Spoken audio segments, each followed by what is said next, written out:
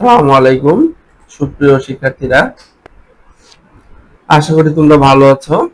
তো আজকে হচ্ছে অনুশীলনী ৮ পরিসংখ্যান। আমি আছি তোমাদের সাথে মোহাম্মদ নাইম স্যার। এটা হচ্ছে আজকে আলোচনা হবে।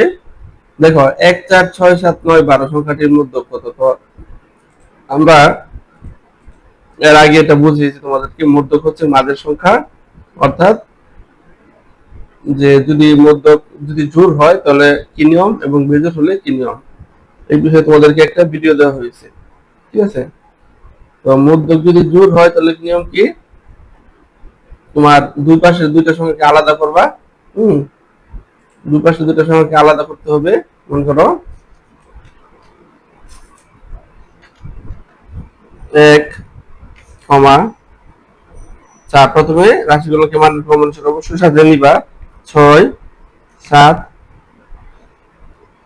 9, তারপরে হচ্ছে 12।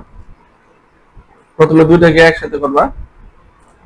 মার্ক করে দিলাম আমি হলুদ, আর এটা হচ্ছে পিঙ্ক কালার করে দিলাম।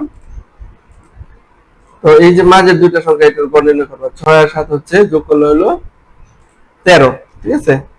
6 যোগ 7, তাহলে ফলাফল আসলো 13 ভাগ 2, অর্থাৎ উত্তর আসবে 6.5 সমান সমান 7, অর্থাৎ ভগ্নাংশ গ্রহণযোগ্য নয়।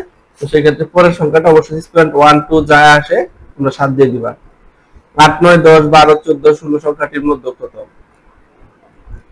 তো এই ক্ষেত্রে আমাদের কি করতে হবে, 8 9 10 আমাদেরকে প্রথমে মানের ক্রম অনুসারে সাজায়